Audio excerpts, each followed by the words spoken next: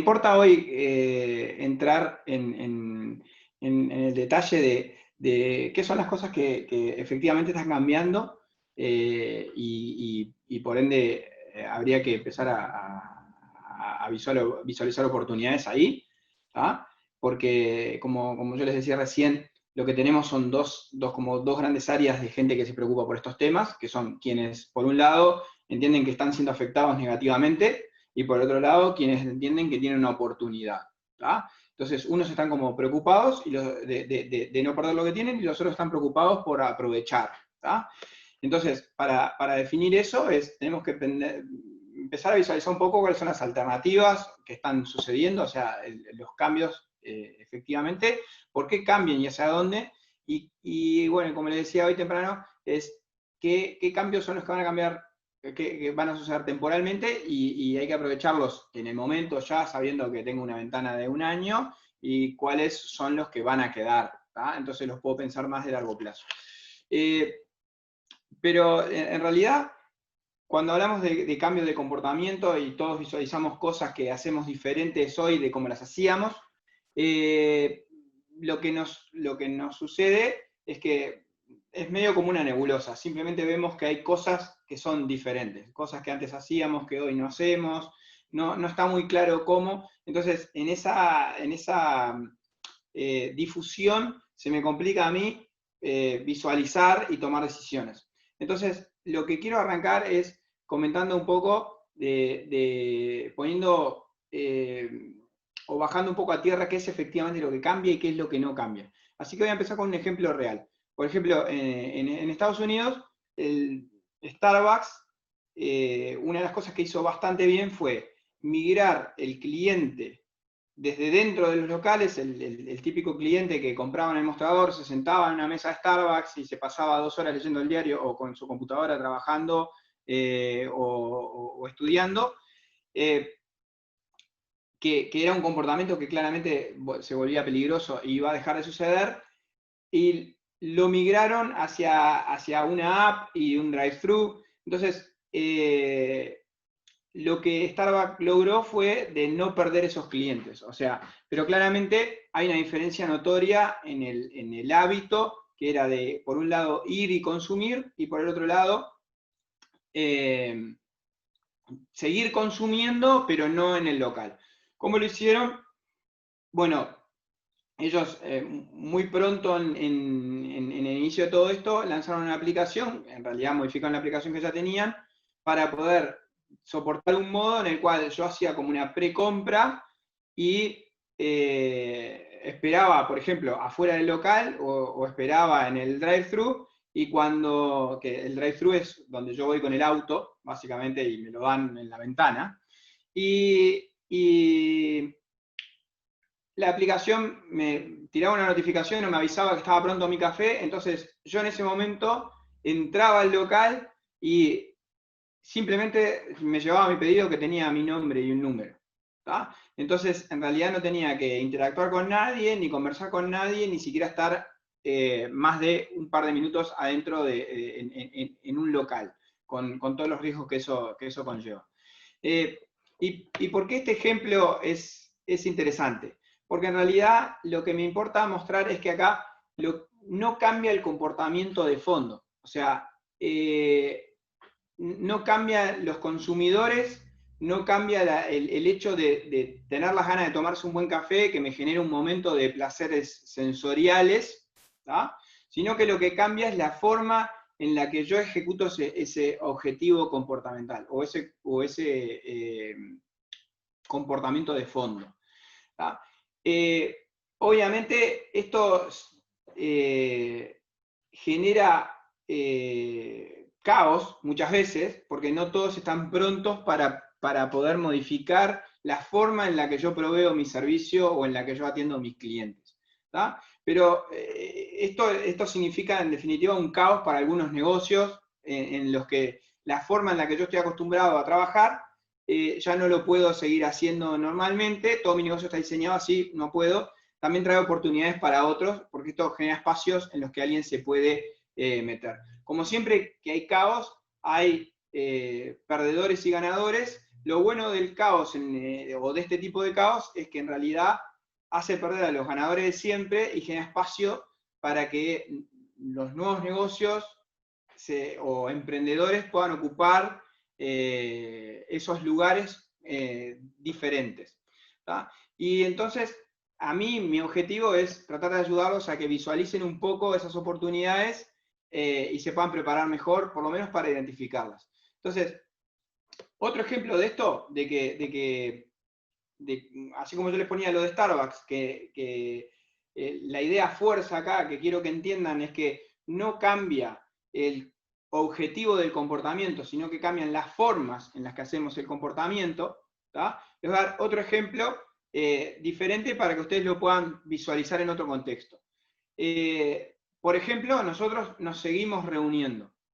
¿tá? La gente sigue teniendo reuniones de trabajo, capaz que hasta más que antes. ¿tá? Solo que ahora las hacemos mucho más por Zoom de lo que lo hacíamos antes, o por Google Meet, o lo que sea, en vez de en una sala física. Antes, en realidad, salvo que pasara algo, que alguien estaba de viaje, que alguien trabajaba remoto, o lo que fuera, la opción por defecto era juntarnos en una sala, o en un lugar físico, en un espacio físico, en un restaurante, en un café, un bar, o en una sala de reuniones, y tener una reunión.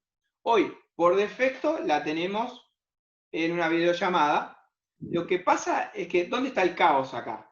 El caos, por ejemplo, lleva a que mi negocio o la empresa que es mía o en la que yo trabajo, se tenga que redefinir. También genera un caos en la industria inmobiliaria o en el mercado inmobiliario, porque en realidad hoy se pasan a necesitar menos espacios físicos en las oficinas, y esto genera que, si yo necesito menos espacios físicos en las oficinas, necesito oficinas más pequeñas, ¿tá? Y entonces hay toda una industria gigantesca montada alrededor de los espacios de oficinas, que hoy están viendo cómo los alquileres que valían una cosa van a pasar a valer otra, luego de la pandemia. ¿tá? Pero también, o sea, hay claramente perdedores acá, quienes vivían del mercado inmobiliario, ¿tá? ¿Y dónde están los ganadores? Bueno, el tiempo es que esto abre nuevas oportunidades, ¿tá? Y probablemente van a existir de acá a muy poco tiempo, con todo este empujón, vamos a ver nuevas formas de reunirnos virtualmente. Es muy probable que aparezcan en el periodo muy próximo.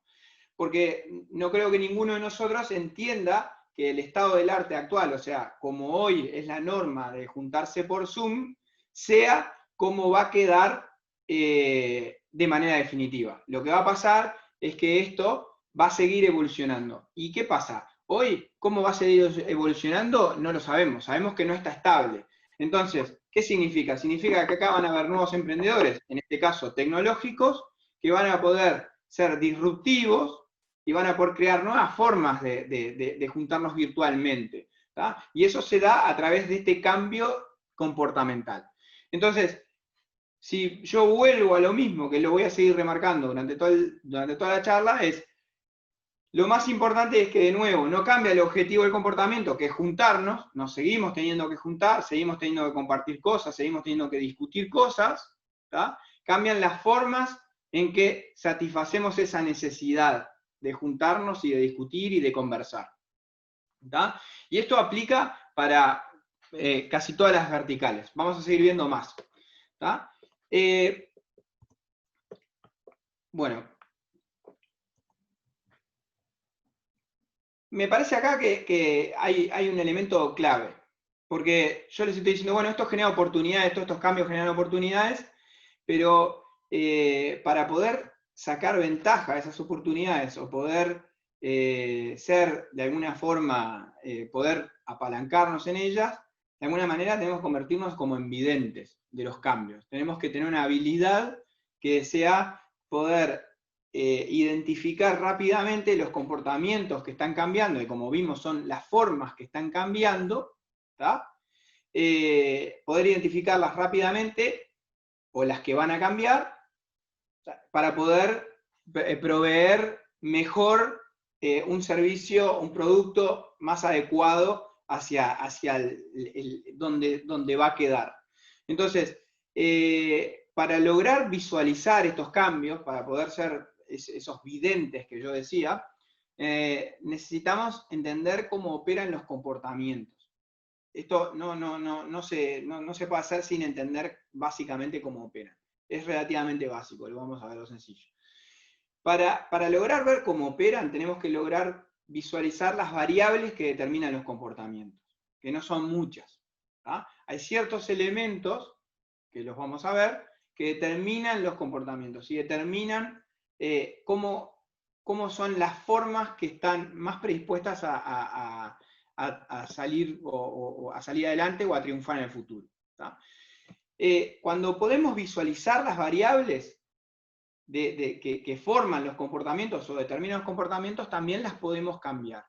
Y estos cambios nos llevan a darnos cuenta cuando un cambio de comportamiento va a suceder en el futuro, o mejor, cuando a un comportamiento le falta un empujón para que cambie. Un empujón que puede ser a veces un libro que podamos escribir nosotros, puede ser un servicio que llene el espacio que falte para que ese comportamiento, ese cambio de comportamiento o de forma se cumpla, o un producto. Como yo le decía, puede ser un nuevo producto de reuniones virtuales que satisfaga mejor la necesidad, una necesidad de forma o secundaria.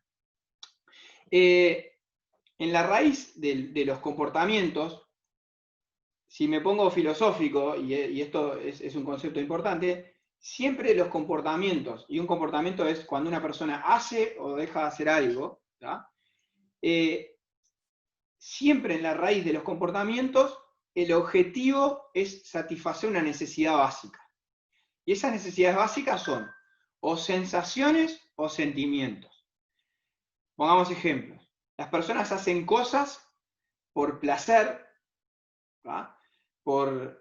porque tenemos una necesidad de sentirnos queridos, amados, valorados, respetados, porque tenemos la necesidad de evitar el esfuerzo físico, porque somos perezosos, porque tenemos la necesidad de evitar el esfuerzo cognitivo, nos da pereza aprender también, no solamente las cosas que son físicas, o hacemos comportamientos para cubrir necesidades fisiológicas, hambre, sed u otras.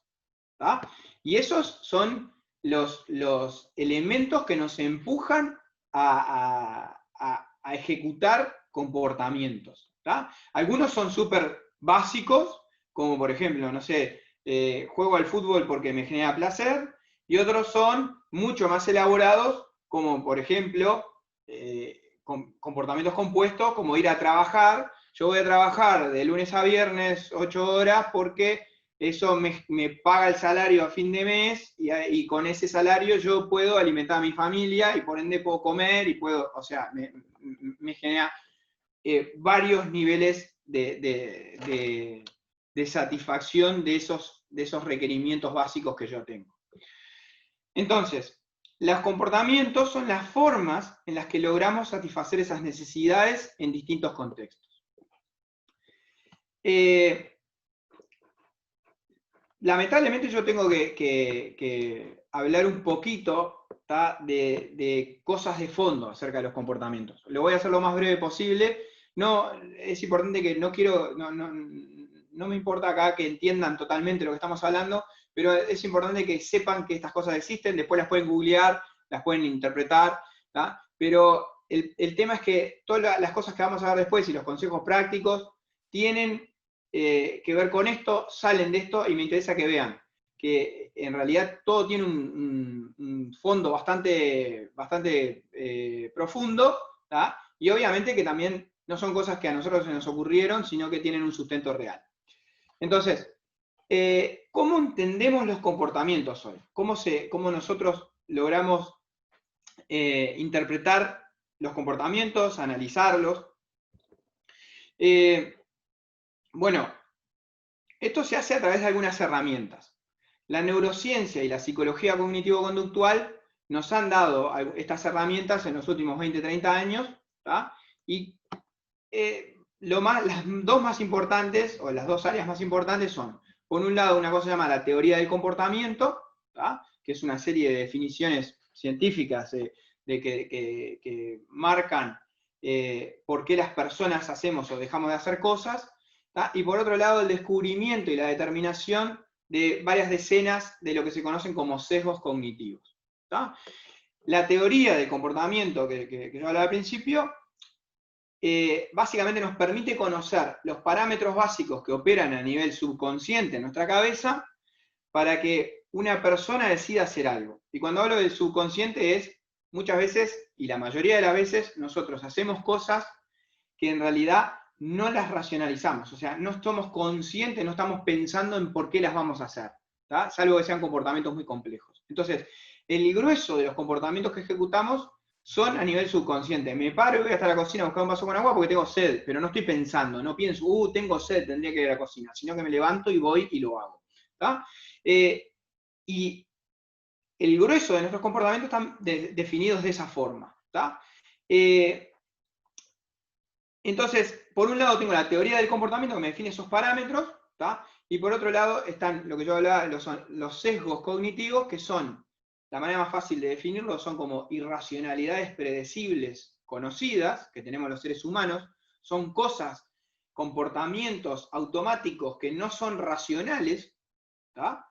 Y que los seres humanos enfrentados a determinadas situaciones nos comportamos de una manera sistemática, conocida, pero irracional, ¿tá?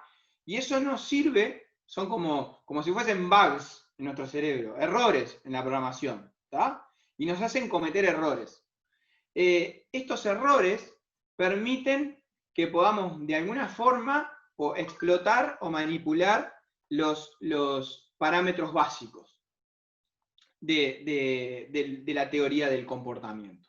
Entonces, para nosotros en realidad lo que nos interesa saber es que existen estas cosas, que existe la definición de que se puede analizar casi que matemáticamente por qué una persona hace o deja de hacer determinada cosa, y también se puede influenciar el comportamiento futuro de esas personas. Y esto se hace a través de algo que llaman modelos, ¿tá? Estos modelos nos permiten entender por qué suceden esos comportamientos, definiendo variables específicas, de nuevo, casi matemáticas, ¿tá?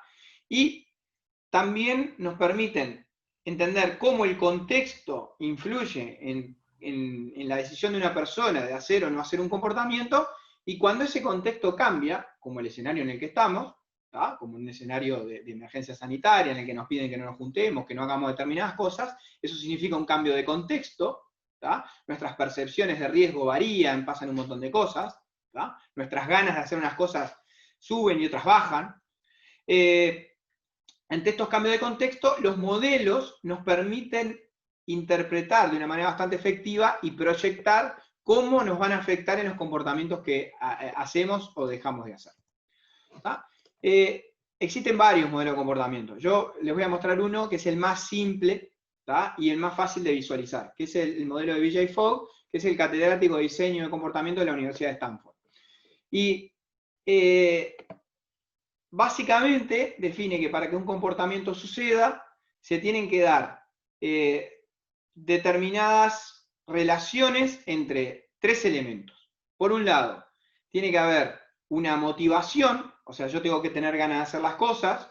Por otro lado, tiene que haber una habilidad, ¿tá? Y tiene que haber un disparador o un gatillo, ¿tá? Que sea algo que me recuerde hacer un comportamiento. Eso puede ser explícito, o sea, me llama un amigo y me dice, vamos a cenar mañana, ¿tá? Y ante ese disparador, ante esa pregunta, mi cerebro define a nivel subconsciente, yo no entiendo muy bien cómo, pero pasa de que mi cerebro dice, no, mañana estoy complicado, no sé qué, ¿tá? Y capaz que efectivamente estoy complicado, y eso significa que mi habilidad de hacerlo es baja, porque ya tengo otra cosa, entonces sería muy difícil de hacer, ¿tá? O de repente le estoy diciendo estoy complicado porque lo que no tengo son ganas de ir a exponerme en un escenario de pandemia. Entonces ahí lo que se entiende es que tengo baja motivación, ¿tá? Para que un comportamiento, bajo estos modelos, lo que se dice es que para que un comportamiento suceda, tiene que haber cierto nivel de motivación relacionado a cierto nivel de habilidad cuando un disparador se me presenta.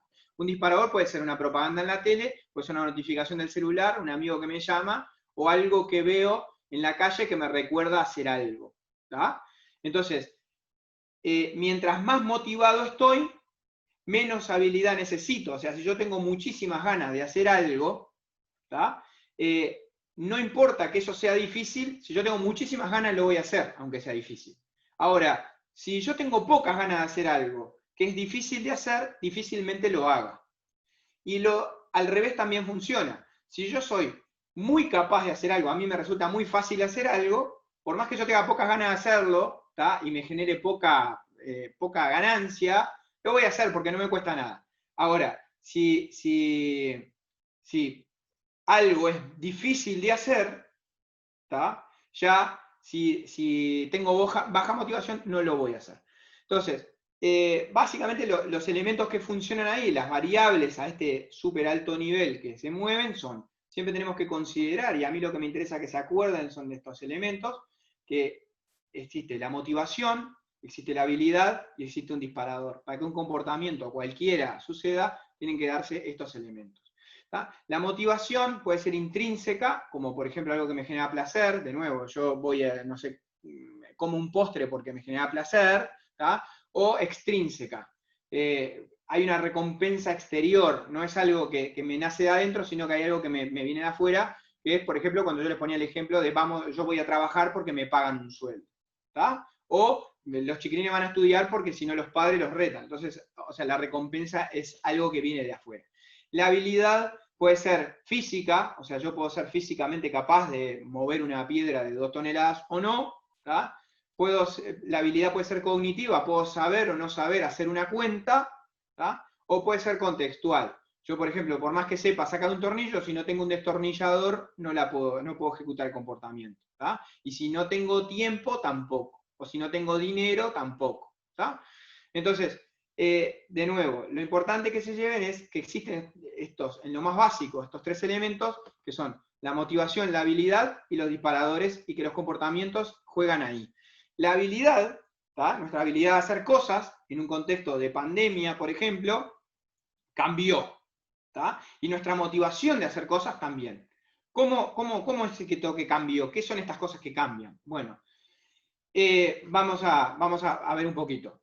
Ya vimos que los cambios principalmente están en las formas y no en los contenidos. Vimos que yo seguía yendo a comprar el café y me lo seguía tomando el café, pero cambiaba cómo me lo compraba o cambiaba cómo yo me reunía, pero me seguía reuniendo y discutiendo con mis pares en el trabajo. Entonces, de nuevo, cambian las formas y no los contenidos de fondo. Entonces, esto significa que los comportamientos pueden cambiar de manera diferente para tipos de negocios similares en el contenido, pero que difieren en la experiencia, porque la experiencia está en la forma. ¿Qué estoy diciendo con esto? Por ejemplo, una gran superficie de ropa, H&M, Zara, Renner, lo que sea, es el objetivo de fondo, capaz que es comprarme una prenda, pero tienen cierta experiencia asociada. Y por otro lado, por ejemplo, lo voy a comparar con una boutique, con una boutique, una pequeña tienda de ropa. El objetivo de fondo es el mismo, comprar una tienda. Ahora, las formas y la experiencia son diferentes. Es diferente como está planificado H&M que como está planificado una boutique en Positos. ¿Qué pasa acá? Pasa que los individuos, además de tener una motivación primaria, que es ir a comprar una tienda, usualmente, y yo diría, salvo excepciones muy puntuales, tienen un conjunto de motivaciones. O sea, además de la primaria, tienen un juego de motivaciones secundarias. Y estas motivaciones secundarias pueden cambiar en su relevancia fuertemente cuando se enfrentan a un cambio de contexto. Entonces, ¿qué serían estas motivaciones secundarias? Por ejemplo, cuando yo voy, volvamos un año hacia atrás, ir de compras, de repente para alguien tenía la motivación primaria de comprarse una prenda, pero también tenían otras motivaciones, que eran, por ejemplo, descubrir cosas, tendencias, moda, ir a pasear, compartir tiempo con amigas, amigos, lo que sea, socializar de alguna forma, y en muchos casos también es ver y ser vistos. Quiénes están en un shopping comprando, quiénes están en la tienda, en tal tienda, vi a tal, en tal, no sé, en Louis Vuitton. ¿Está? Perfecto. Entonces, para determinada cantidad de gente tiene un montón de características secundarias asociadas, ¿tá? Que son motivaciones secundarias. ¿Tá? En un contexto como el que estamos ahora, de un año hacia acá, pasamos de esas motivaciones secundarias a las motivaciones secundarias actuales, que son pasar la menor cantidad de tiempo en un espacio cerrado, evitar encontrarme con conocidos para tener porque no quiero interactuar con ellos, necesito que un lugar me dé la sensación de no masivo, porque eso me genera una sensación de seguridad, quiero evitar tocar del dinero, pasan un montón de cosas. Entonces, hoy ya no es tan importante descubrir la tendencia porque la miro en Instagram de repente.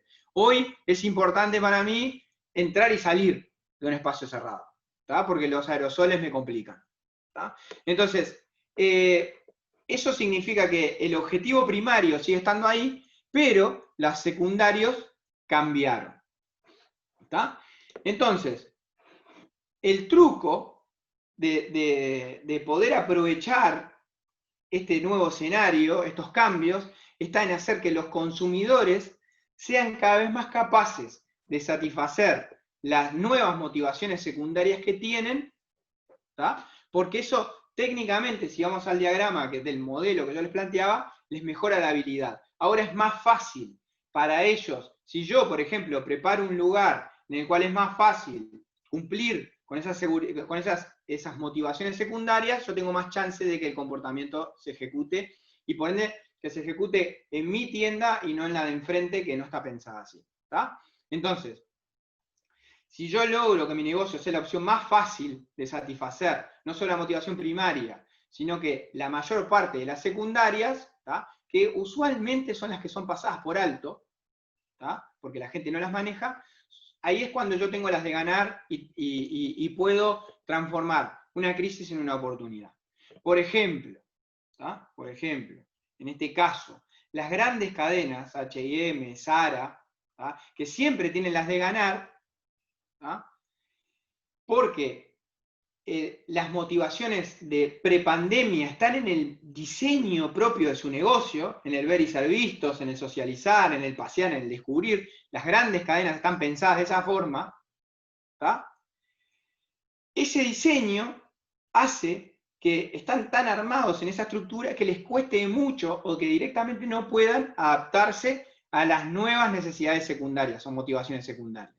En cambio, para una boutique de ropa en Positos o en Carrasco, es mucho más posible que puedan armar un living en el jardín con sillones y una mesa de café y percheros, o por ejemplo que puedan poner cosas, pedir un permiso y poner cosas en la vereda, ¿tá? Y un toldo, con un gazebo o lo que sea, y poder acomodarse a el espacio al aire libre, por ejemplo. ¿Tá? Entonces, en este escenario, si yo obviamente tengo una boutique de Positos y no hago nada, ¿tá? Las oportunidades dejo pasar. Ahora, si yo las visualizo y me puedo acomodar a ellas, probablemente pueda ganar. ¿Tá? Perfecto.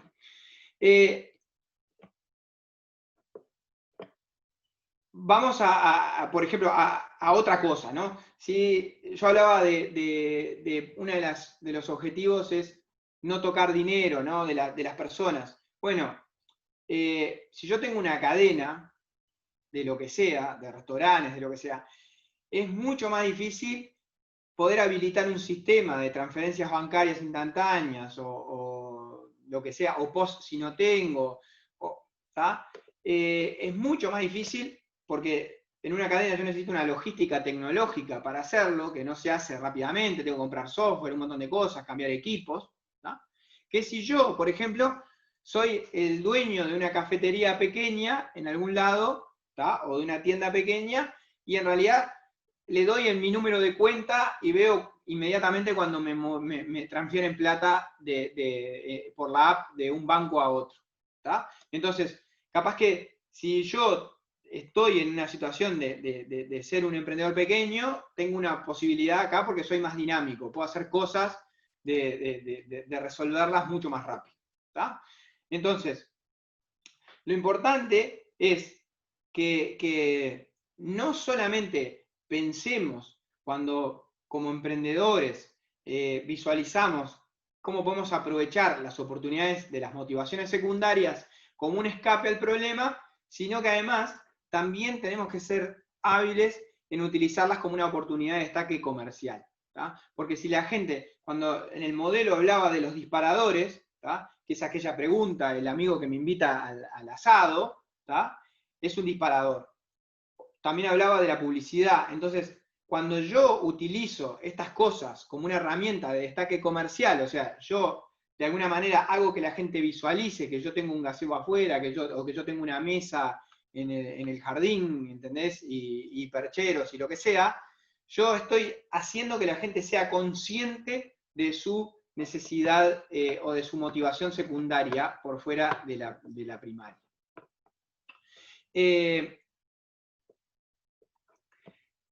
Vamos a ver, y para ir redondeando a cosas bien prácticas, ¿tá? Que ahora quiero ir un poco a lo práctico. Vamos a ver un poco los ejemplos del libro. Ya vimos cómo la pandemia empujó a los consumidores de Starbucks de un escenario físico a uno más digital. ¿tá? Y eso, generalmente, ese escenario en el cual yo trato de llevar consumidores de lo físico a lo digital, es la solución, diría que casi la única solución real que tienen los negocios masivos, ¿tá? de tratar de manejar la nueva situación. ¿tá? Por otro lado, yo puse ejemplos de cómo otra solución puede ser volver a lo más básico, a lo más íntimo. ¿tá? Y acá yo estoy tratando de abstraer las generalidades de los ejemplos. ¿tá? Por un lado, pasar la experiencia masiva a la digital, ¿tá? Y por el otro lado, la experiencia a lo más básico y lo más íntimo. Que esto es que generalmente es algo que solo pueden hacer los pequeños retailers, o sea, quienes tienen una tienda pequeña, un restaurante pequeño, lo que sea, ¿tá? O segmentos muy premium. ¿tá? Entonces, en realidad, como que las soluciones fáciles y de libro son estas, o sea, o por un lado ir lo más hacia lo digital posible, o por el otro lado es venir hacia la personalización máxima, hacia lo íntimo, hacia tratar de manejar el caso a caso, que eso es la oportunidad que tienen los pequeños. ¿tá? El tema es que muchas veces nuestras realidades no calzan exactamente en los escenarios básicos, ni el negocio masivo, ni el negocio premium, íntimo o pequeño. ¿tá? Muchas veces estamos entre medio. Bueno, lamentablemente nos va a pasar de que no entremos en estas realidades y vamos a necesitar pensar soluciones también diferentes o nuevas. A veces son combinaciones de estas cosas, ¿tá? Pero lo bueno es que esta situación, esta problemática, que no me sirve un ejemplo de libro, también hace que podamos generar oportunidades disruptivas y únicas para nosotros. Y esto es lo que en el mundo del emprendedor nos hace crecer exponencialmente. O sea, cuando nosotros encontramos ese espacio para proveer una solución que es única nuestra, ¿tá? Conociendo las básicas y más o menos adaptándolas, podemos crear algo que es único y nuestro, y eso es usualmente la llave para poder crecer de verdad. ¿tá? Entonces, yo los invitaría a pensar desde esa perspectiva. Y por otro lado, la última de las preguntas que teníamos era, estos cambios de comportamiento que estamos viendo, estas cosas que están sucediendo ahora, ¿no? Y no solo los ejemplos que pusimos, sino los que vemos nosotros en el día a día. ¿Son permanentes? ¿Van a ser revertidos? ¿tá? Bueno, para definir, porque acá sería un golazo que nosotros pudiésemos de alguna forma entender cuáles son los cambios que van a ser permanentes y cuáles son los que van a ser revertidos. Eso nos permitiría a nosotros poder aprovecharnos de las oportunidades. ¿tá? Pero para eso yo necesito entender o tener algún lugar en el que yo me pueda agarrar para entender cuáles son las cosas que van a cambiar o cuáles que no. Entonces, para entender esto, yo tengo que empezar por contarles un concepto que se llama inercia cognitiva. ¿Tá? La inercia cognitiva es la pereza de aprender que tenemos. ¿Tá? Es nuestro cerebro está armado de una forma que, como aprender nos consume mucha energía, está pensado que le da pereza aprender para tratar de ahorrar energía. Entonces eso hace de que cuando yo me tengo que enfrentar a algo que tengo que aprender a hacerlo, me da pereza y siempre lo pateo para adelante, y después lo voy a hacer y nunca lo hago. Esta inercia cognitiva, a medida que nos vamos envejeciendo y perdemos plasticidad neuronal, es cada vez más marcada. Entonces a los mayores cada vez les cuesta más y cada vez tienen más pereza y más reticencia de aprender nuevas formas de hacer cosas, desde usar una app en el celular, a, por ejemplo, bueno, si vamos a poner un caso ahí, por ejemplo sería, no sé, usar una app de pagos, ¿tá? Para pagar, no sé, Paganza o la app del banco para pagar las cuentas en vez de ir a un Habitat. ¿Tá? Mientras más mayores las personas, más les cuesta aprender a usar ese tipo de herramientas. ¿Tá? Eso es porque existe esta inercia cognitiva que nos genera esa resistencia a aprender. Aunque en realidad todos sabemos que si nos sentamos una hora con algo, que es el mismo tiempo que a veces me lleva a ir y venir al Habitat, ya lo aprendo y después las próximas veces lo voy a hacer mucho más fácil. ¿Tá? Pero en realidad este elemento es clave. ¿Por qué es clave? Porque en realidad esa inercia cognitiva solo se quiebra cuando no me dan más oportunidades. Solo si soy un mayor, igual uso el mismo ejemplo, soy una persona mayor y solo me voy a sentar a tratar de aprender la app de pagos, a usar la app de pagos, si, no sé, el Habitat está cerrado, o si, como en un contexto como el actual, que pasó mucho, yo tengo un riesgo muy grande de ir al local de pagos, entonces me genera la resistencia de decir, o sea, es más grande la resistencia de ir a mezclarme con gente que de aprender algo. Entonces, en este escenario de pandemia, lo que sucedió fue que muchas de esas resistencias se quebraron. ¿Tá? Entonces, por un lado, yo tenía comportamientos que antes no sucedían, la gente no hacía cosas porque la inercia cognitiva les impedía aprender formas nuevas, ¿tá? Que ahora, por la fuerza, las tuvieron que aprender a hacer. Perfecto. Entonces, por un lado yo tengo esos comportamientos que fueron cambiados porque cambió esta situación, entonces ahora el abuelo aprendió a usar la app de pagos en vez de ir al Habitat. ¿Tá? Por otro lado, ¿tá? Hay comportamientos que cambiaron para cumplir con una necesidad contextual de una forma paliativa, pero que no satisfacen las necesidades básicas con la misma calidad que antes, o la misma experiencia, o la misma comodidad que los comportamientos que teníamos antes. Por ejemplo, hacer un webinar o un taller virtual, ¿tá? Como estamos ahora, no es lo mismo, no es la misma la calidad de poder hablar con alguien después que terminó la charla y poder hacer una pregunta, interactuar físicamente. Yo no los puedo ver de la misma forma, ustedes no me pueden ver a mí de la misma forma, ¿tá? Que lo que estábamos acostumbrados. ¿Tá? Pero claramente, en este contexto es la mejor opción.